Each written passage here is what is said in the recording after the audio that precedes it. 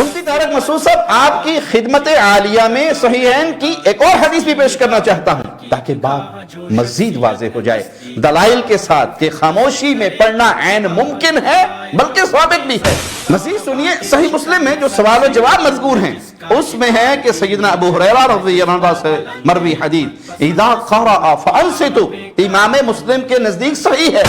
دیوبندی ترجمہ کے ساتھ اسکین دوبارہ دیکھ لیں۔ امی عائشہ اور ابو ہریرہ رضی اللہ عنہما سے جس قدر آپ جانتے ہیں اتنا تسلیم کر کے اپنے مقتدیوں کو بتا دیجئے کہ اس معاملے میں ہمارے مذہب کو چھوڑ دو، دن رات کی 17 رکعت میں سے 11 میں تم امام کے پیچھے سورۃ فاتحہ پڑھ لیا کرو۔ السلام علیکم ورحمۃ اللہ وبرکاتہ۔ ان الحمد للہ نحمده ونستعینه ونستغفره ونعوذ باللہ من شرور انفسنا ومن سیئات اعمالنا من يهده الله فلا مضل له ومن يضلل فلا هادي له أشهد أن لا إله إلا الله وحده لا شريك له وأشهد أن محمدا عبده ورسوله أما بعد۔ مفتی طارق مسعود صاحب نے امام کے پیچھے قرات کو حکم انصات کے خلاف قرار دیتے ہوئے فرمایا، گورا کہے گا کہ تمہاری تو آدھی دنیا ایسے لوگوں کو فالو کر رہی ہے جن کو قرآن کی آیتیں 15ویں صدی میں ایک عام آدمی کو آتی تھی، انجینئر کو آتی تھی، پروفیسر کو آتی تھی، لیکن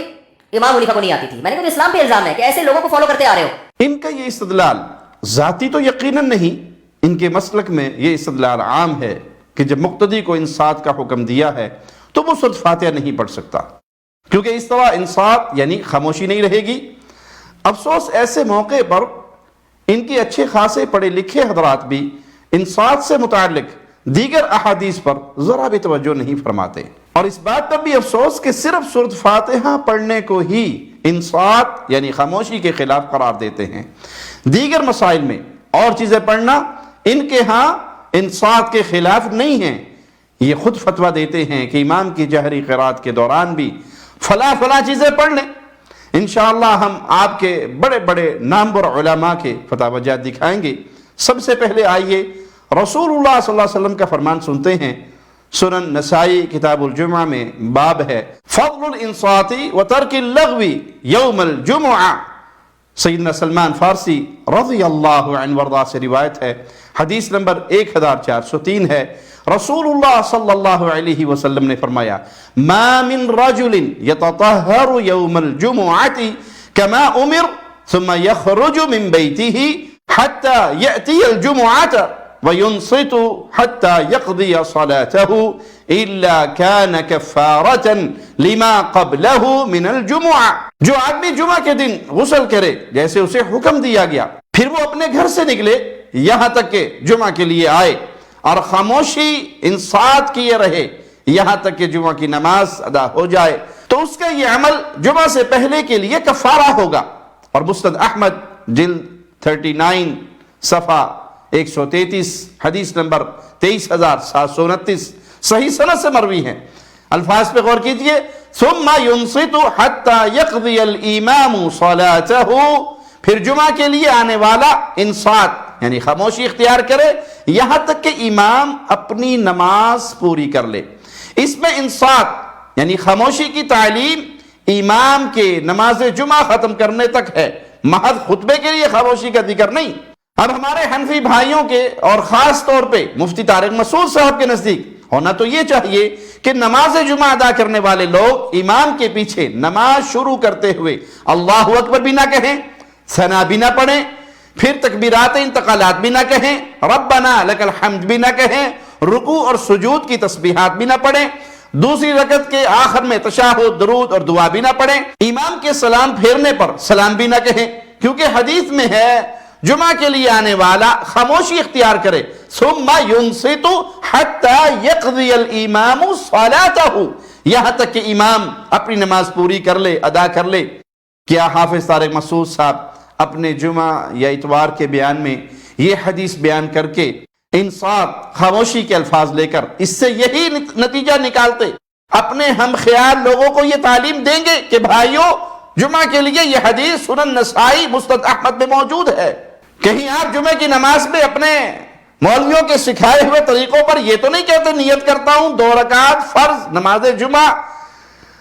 اس امام صاحب کے پیچھے منہ میرا کعبہ شریف کی طرف واسطے اللہ تبارک و تعالیٰ کے، پھر اللہ اکبر، پھر ثنا، پھر رکوع کی تسبیحات، آخری رکعت میں اتحیات، درود اور دعا تو نہیں پڑھتے؟ اگر پڑھتے ہو تو چھوڑ دو، کیونکہ حدیث ہے ثم ينصت حتى يقضي الامام صلاته، پھر وہ نماز جمعہ کے لیے آنے والا انصات، خاموش رہے یہاں تک کہ امام اپنی نماز پوری کر لے. کیونکہ حدیث جو آپ کے خیال سے صحیح مسلم کی ہے، اگرچہ آپ کے اپنے بڑے بھی مانتے ہیں کہ امام مسلم کے نزدیک صحیح ہے، لیکن اس کے صحیح ہونے پر اختلاف کی وجہ سے امام مسلم اسے صحیح مسلم میں نہیں لائے. اذا قرأ فانصتوا، جب امام قرات کرے تم خاموش رہو. اور آپ اس کا مطلب لیتے ہیں کہ مقتدی سورۃ فاتحہ بھی نہ پڑھے بلکہ خاموش رہے. تو نماز جمعہ کے لیے آئی ہوئی حدیث سے بھی استدلال کرتے ہوئے مقتدی سے کہیے کہ اللہ اکبر سے لے کر سلام پھرنے تک آپ نے کچھ نہیں کہنا، نہ زبان سے نیت کرنی ہے نہ کچھ اور پڑھنا ہے. اگر آپ استاد احمد اور سنن نسائی کی اس حدیث سے یہ نتیجہ نہیں نکالتے تو پھر آپ کو ہر صورت میں تسلیم کرنا پڑے گا کہ انصات کا یہ مطلب نہیں کہ نماز کے اذکار اور سورۃ فاتحہ بھی نہ پڑھی جائے. اگر اس حدیث میں اس لفظ کا یہ مطلب نہیں تو آپ کے خیال سے صحیح مسلم کی اس حدیث میں بھی انصات کا یہ مطلب نہیں ہونا چاہیے. لیکن ایک حدیث میں لفظ انصات کو لے کر آپ یہ نتیجہ نکالتے ہیں کہ خاموش رہو، فاتحہ نہ پڑھو، اور دوسری حدیث سے یہ نتیجہ نہیں نکالتے، تو عوام کو سمجھ لینا چاہیے کہ مفتی طارق مسعود صاحب قرآن اور حدیث پر نہیں بلکہ اپنے مذہب پر فوکس کرتے ہیں، لیکن الزام دوسروں پر لگا دیتے ہیں مسلک پرستی کا. اور اگر حضرت طارق مسعود صاحب یہ نتیجہ نہیں نکالتے مسند احمد کی حدیث سے تو پھر اپنے اسی تبصرے کا عین مصداق ہوں گے جس کا الزام ہمیں دینے کے در پر تھے، وہ یہ کہ وہ حدیث جو آپ کے مسلک کی تائید کر رہی ہے وہ تو آپ کو معلوم ہے، جو آپ کے اگینسٹ جا رہی ہے وہ آپ کو معلوم نہیں ہے. مفتی طارق مسعود صاحب آپ کی خدمت عالیہ میں صحیحین کی ایک اور حدیث بھی پیش کرنا چاہتا ہوں تاکہ بات مزید واضح ہو جائے دلائل کے ساتھ کہ خاموشی میں پڑھنا عین ممکن ہے بلکہ ثابت بھی ہے.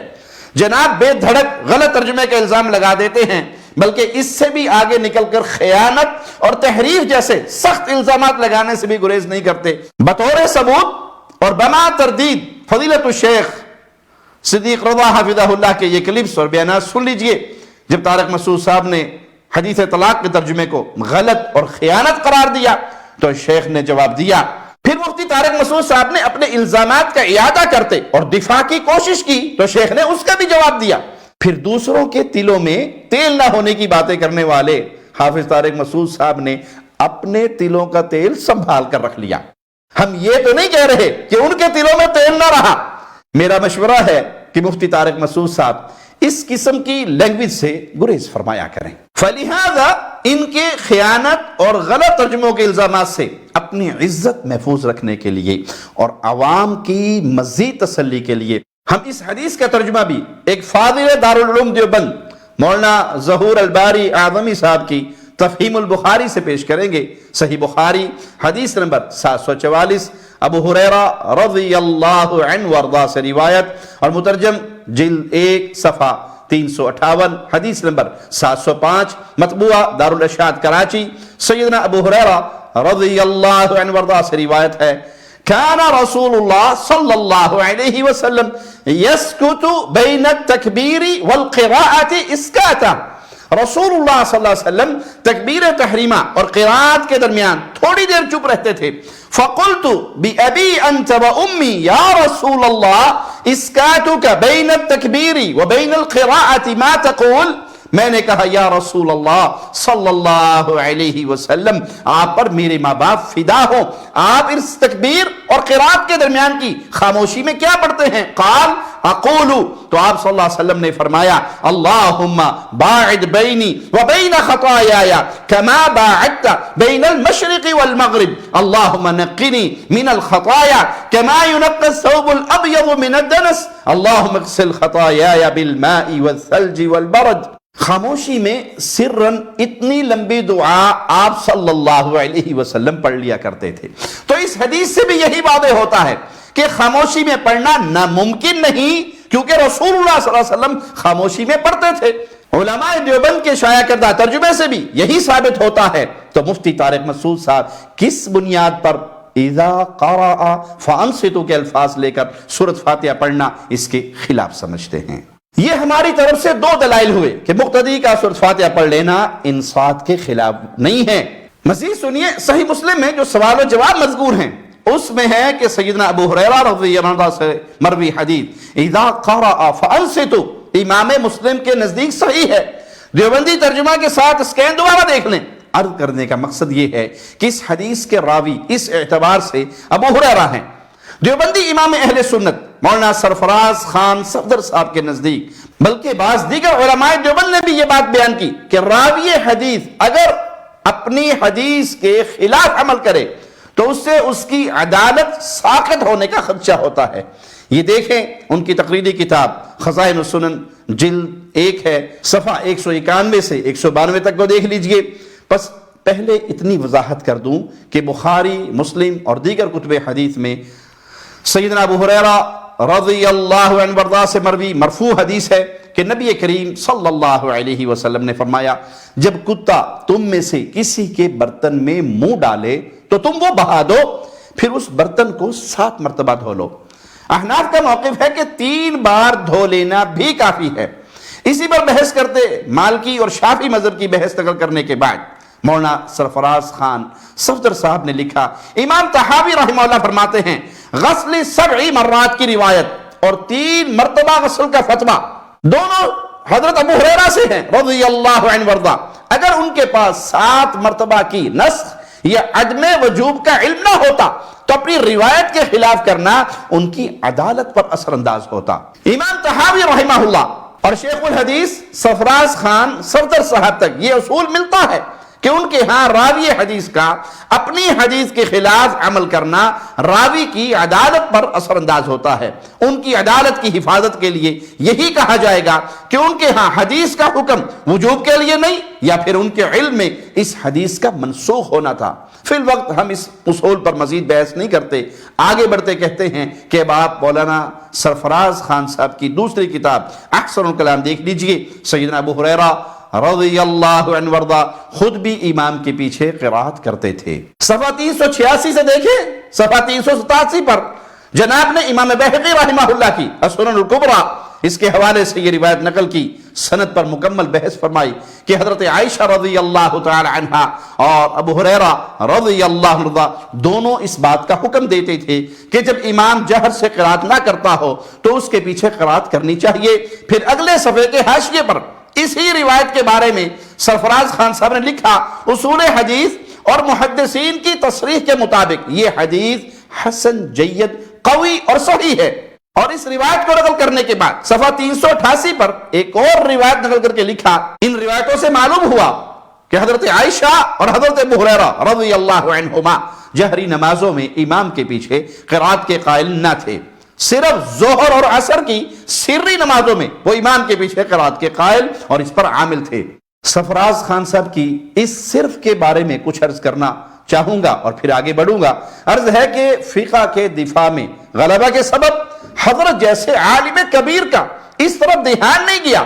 کہ سری نمازیں صرف ظہر عصر کی نہیں، مغرب عشاء کی صرف پہلی 2 رکعت جہری ہوتی ہے، اس طرح دن رات کی 17 فرض رکعت میں سے صرف 6 رکعت جہری اور باقی 11 رکعت سری ہوتی ہے۔ سری میں پڑھنے کا ثبوت مطلب دن رات کی 17 فرض رکعت میں سے 11 رکعت میں امام کے پیچھے مقتدی کا فاتحہ پڑھنے کا ثبوت ہے، جبکہ علماء دیوبند اور بریلی 1 رکعت میں بھی مقتدی کو فاتحہ پڑھنے سے روکتے ہیں۔ امی عائشہ اور ابو ہریرہ رضی اللہ عنہما سے جس قدر آپ جانتے ہیں اتنا تسلیم کر کے اپنے مقتدیوں کو بتا دیجئے کہ اس معاملے میں ہمارے مذہب کو چھوڑ دو، دن رات کی 17 رکعت میں سے 11 میں تم امام کے پیچھے سورۃ فاتحہ پڑھ لیا کرو، ورنہ